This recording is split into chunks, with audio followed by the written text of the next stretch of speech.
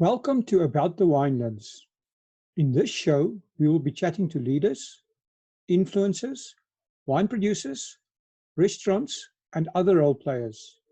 Tune in every week for our latest episode. You will find us on YouTube, Facebook, Instagram TV, Spotify, Apple Podcast, and Google Podcast.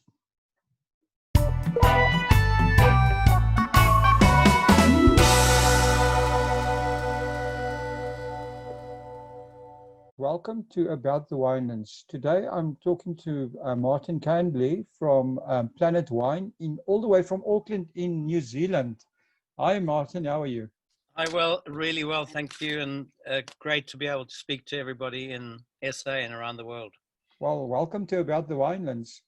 So Martin, I heard the clinking of glasses in the background when tell us a little before we even start.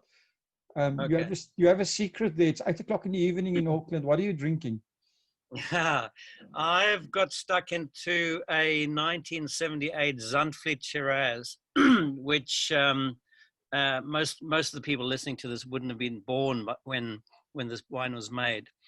What's interesting about the wine is that I went to UCT, University of Cape Town, and as a student in 1980, I started buying 1978 vintage wines because I was told that they were worth keeping. And then in those days, there was this story that every second year, so every even year would be a really good vintage. That seems to be some truth in that, because if you think back, I'm just thinking about Europe, right? And in France, they were saying 2002, which is an even year, and 2010 were good vintages. So it just shows you, there might be some truth in that, but all the way back to 1978. Wow. And it's really good. Seriously, it's surprising. Martin, this is not fair, right? You can't do this. Okay, it's terrible. You know, we've been in on a lockdown. We haven't had any wine, and now you're pulling out a bottle of 1978. So tell me, how did you get involved in the in the wine industry? Okay, so obviously as a student at Ike's, we used to go to Stellenbosch all the time on the wine route, just really to drink. But over time, I got to like wine as well and appreciate wine. But then I went back to Joburg and worked up there for a while. And then I wanted to go back to Cape Town, live in Cape Town. And a friend of mine, Jane Martin, who was working at the Cape Wine Academy, sent out my CV to a whole lot of companies. And the only company that actually answered my letter was Gilbey's in Stellenbosch. Wow. So I moved to Stellenbosch in 1983. Well, I moved to Cape Town in 1983 and then started working for Gilbey's in a marketing role in 1983. Oh, sorry, 87. I'm lying. Yeah, 1987. And those were the good years when there was still Stellenbosch Farmers Wineries. There was Distel or distillers, and then we were number three. We were the small guys, but we were really flexible and really doing really well. Those were also the years that the wine routes actually just started to get popular. Yes, I think so. And we were mainly a spirits company, but we also had some interesting wineries that we either did bottling for or distribution for, like Nicky Kruiner of Kruiner, and then we had Chamonix, Labrie, Kleine Salza we used to own as well at that stage, and Hartenberg we owned as well. Well, we used to. I was at varsity at that time, and we used to get quite a bit of free drinks from Gilbey's all the time. So you must have been, especially around the varsity time. I would have been one of those, yeah. So there you go.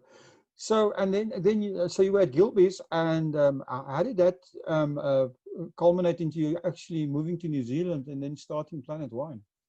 Sure. I left South Africa in 91 and I traveled around the world for about 2.5 years, sort of looking around where I could start my life again. And initially went to South America for about a year and then thought, no, well, I can't live there. And I ended up in Australia because I have family there. And I got a job fairly quickly in Australia with Penfolds, which became Southcorp, in marketing roles again. So I was marketing manager for Lindemans, which is a really big brand, and Seppold and various other brands. Okay. And then after about 4 years, I said, nah, okay, I want to move on. And then I found a job with Corbin's Wines in New Zealand. In 1998, I moved to New Zealand. And yeah, I've been here 21 years and I haven't looked back. Are you a rugby supporter? Of course. I hope you're not a New Zealand supporter because then the conversation's over. I was actually at the Rugby World Cup last year. I was at the final as well, and I was wearing a green shirt. Amazing. Yeah, it was incredible. What a World Cup, right? That was amazing. It was superb. So you started your own business when? So I started Planet Wine in 2003, so about 18 years ago now. Mm-hmm. And the first wines I imported were actually Kaapzicht, Okay. and then also a winery out of Italy from Chianti Classico. Okay, awesome. So you've been selling South African wines right from the beginning. Yeah, of course. I mean, that was, that's what I knew a lot of, and there were so few South African wines in New Zealand at that stage. Yeah. So was it an easy sell to get South African wines into New Zealand? I was wondering, how competitive South African wines could actually be in New Zealand. Well, from a competitive point of view, especially now, let's talk about now. So what you've got at in the supermarkets, you've got Ubiqua sitting at maybe $6, and then Nederburg at times at about $10 or $12. So that's really cheap in New Zealand.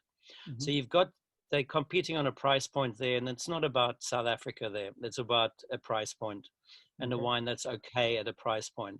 But at the higher level, South Africa can compete, but it has to be on quality. And that just takes time for people to, to be able to taste the wines. And really, Planet Wine is the only importer and distributor that has a big portfolio of South African wines. There are a couple of other people who have maybe one brand. Like someone has De Morgenson, but they have no other brands. I don't think they've ever been to South Africa. So it's very difficult for them to tell the story with authenticity. So from a producer point of view, right? I mean, a country like New Zealand is a rich country, so I suppose the wine market can be quite, even though there's not a huge population, the wine market can actually be quite big and quite lucrative. How do you actually, if you're a producer, what do you do to get your brand noticed in New Zealand? What would you be looking for from a producer? Okay, so if I were a South African wine producer, and I suppose number one, you'd say, why would you attempt to get into New Zealand if you haven't already got into, all the other more lucrative markets, whether that's Europe, Holland, Germany, England, US, et cetera, and maybe Hong Kong, Singapore as well. But if you do decide to get into New Zealand, because it is a good wine market, two things. Number one is find a good distributor, someone who's going to do the work for you, not just sell your wine, but actually tell your story and do the work. And then number two is visit. You've got to visit. And because people buy into people, there's a lot of wine around, there are a lot of wineries around. But if you come and people hear your accent, you're different, they get to know you, and you come every 2 or 3 years, after a while, you build a loyal following. And it's really simple, but you've got to do the work. So before COVID, actually both Brouwer Raats and Chris Molyneux were going to come over this year. Wow. But sadly those plans have been scuppered, but hopefully next year. So do you arrange almost like a mini roadshow for these guys when they come over? Yeah, definitely. Yes. So I import from 15 different countries around the world. I import a huge number of different brands, a lot of South African brands, but I sell all over New Zealand, mainly to good restaurants and good wine shops. So when someone comes here for, let's say, 5 days or 7 days, I would arrange dinners with consumers and restaurateurs, and then trade visits as well, where we get all the trade together to come to one place where we can show all the wines, and and the winemaker can tell their story. I think that was my next question, from a producer side, if the guy's sitting there and thinking, okay, well, this guy can help me get into New Zealand, how are you going to pick the guy that you're going to work with? And what do you want to see the producer commit to? And how does he get into your shop? Well, so I don't, Planet Wine doesn't have a shop. So I do have a wine shop, but it's called something else. It's Kahn and Finley. So it's a Okay. separate business. But let's not talk about a shop. How does someone get into my portfolio? Mm-hmm. It's because I have so many South African brands in the portfolio already.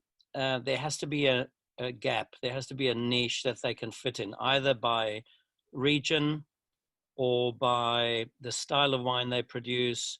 Not so much about price point, because I tend to focus more on premium products. So I generally, I have a, if you like, I have a pyramid.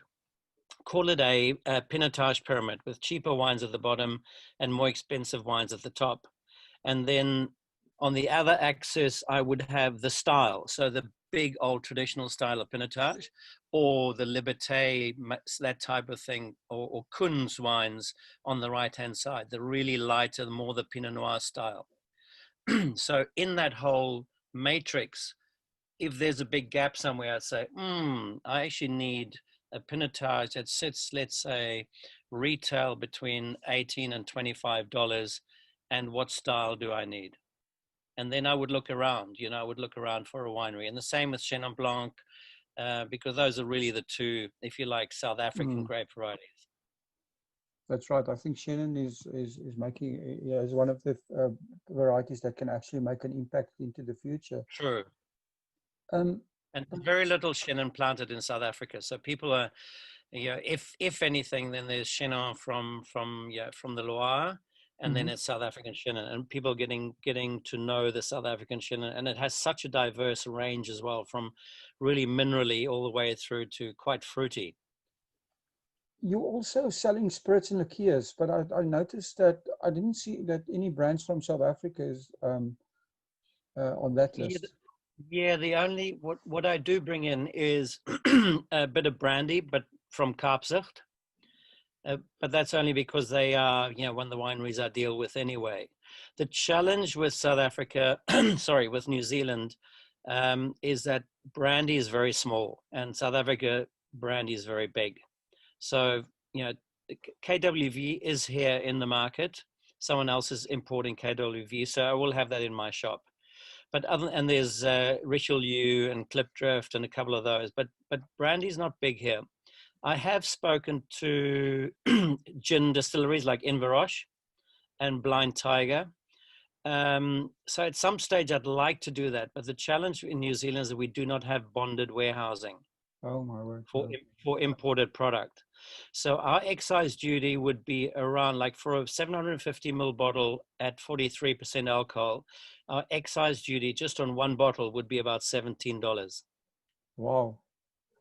So if you think of, let's say I'm buying something at $10, and you add freight and everything else, and by the time you add the importer margin and then the wholesaler margin, it gets to be really expensive. But also, if you're bringing in a pallet of spirits, I have to basically pay up front the sales tax and the excise duty. So it's a Mm. big investment. And then it takes time, to sell the product as well. So for the time being, no, but in the future, I will. I also had a chat to Larry Berger. Do you know him? No, actually, I don't. He has the Rooibos tea liqueur. Oh yes, yes, I've heard about Yeah, this. yeah. So I had a good meeting with him as well. And again, sometimes the pricing. Yeah, South Africans are very surprised when they see the pricing of South African wine in New Zealand, because my God, that's incredibly high. But also, South African wineries aren't stupid. The prices that they sell their wines at in South Africa is a lot lower Mm. than their export prices, Yes. you know, and that's just good commercial sense. Yeah, I mean, you have to adapt yourself to the market you're in, right? I mean, I Yeah, think yeah. also, is that the reason why in some markets they actually rebrand the wines as well to actually have different brands and stuff? Ooh, I don't know where that happens, but what does happen sometimes is that for different channels, like for the on-premise, like for restaurants, whatever, they may have the same wine, but with, that goes into retail, but they'll have a different label that'll go into restaurants, so people can't compare. Yeah, I've seen that happening in the US and in Ireland, where people actually do, they actually label the wine specifically for the market. Yeah. But so your own sales, do you only sell in New Zealand, or do you actually sell regional in Australia as well? I'm just thinking about this excise duty problem. Well, every now and then, because there's not much South African wine in Australia, so every now and then I do have people contacting me when they're searching for certain wines, and every now and then I do send over maybe a 6-pack or 12 bottles of wine to somewhere. I'm actually just in the process of sending 30 bottles of wine to Hong Kong. Okay. to a guy who's just discovered South African white blends from the Swartland. So he's incredibly excited. So he doesn't really care. He just wants the wine. Oh, that's interesting. So I'm sending him some Tafutpat from Evan Sadi, then some of Adi Badenhorst wines, and then some of the Malinu as well, white blend. Oh, very interesting. So, Martin, you must have had quite a experience also with the coronavirus, and this has forced everyone to rethink their business models. Do you have any changes or new ideas in mind? Most probably something that was happening anyway, which is the whole online buying thing. So from two sides, one is the consumer is much more happy now, much more trusting now to buy online. And then the other one is that every company that actually, well, number one, you have to have a website and you have to have systems in place to supply your customer quickly and in a good way, and that also their interface, the website interface is really easy to use. But that's something that's been happening anyway. All I think is coronavirus has accelerated that process. I think that's a worldwide trend. I mean, direct consumer has been a trend in all retail, not only in wine, because the internet takes out the middleman. And I was wondering if that whole, like you say, currently your South African wine producer would not really talk to his end customer in any shape or form. He would rather see the distributor as his end customer. I'm talking the actual drinker, the guy that actually consumes the wine in the end, the consumer. And how do, is there space for brand building, for instance, where guys actually go on a campaign to actually talk to the consumers that actually drink their product? I think that's quite a small segment of the market. Yeah, the people who are that interested in wine that they really want to speak to or listen to the winemaker. I mean, those people are there, but you've got to ask the question whether it's really worthwhile doing in terms of the effort involved and the time. I'm talking more about communication from the brand, not necessarily about a quality or the winemaker or technical knowledge. That's important, really important, especially what I've found now that I've got a wine shop as well. I've found that Facebook is quite good for telling stories and for people to have a bit of time, but Instagram is really the one where it really drives people to action. So Instagram is really good. And the other thing that I've been discussing with Chris Molyneux is that once we're out of lockdown again, we have a bit more space and we can have events, that we will actually do a Zoom tasting with his wines, where he'll be on Zoom in South Africa, let's say in the morning, and we'll be sitting there with 10, 20 people with his wines, and he can talk us through his wines. We did one of those already about 6 or 8 weeks ago with Craig Hawkins from Testalonga. Okay. So we did one of those Zoom tastings with him. I think those things are getting more important, because if you think back, right, if you're just thinking about marketing, I mean, the guys in Champagne, the French guys, have been so good in telling their stories, right? Everybody knows some other story about a widow selling champagne or saving the winery or whatever. And I think that's something that our guys can learn from, is that storytelling of the brand is extremely important. Yeah. No, the thing is with Champagne, they're big machines.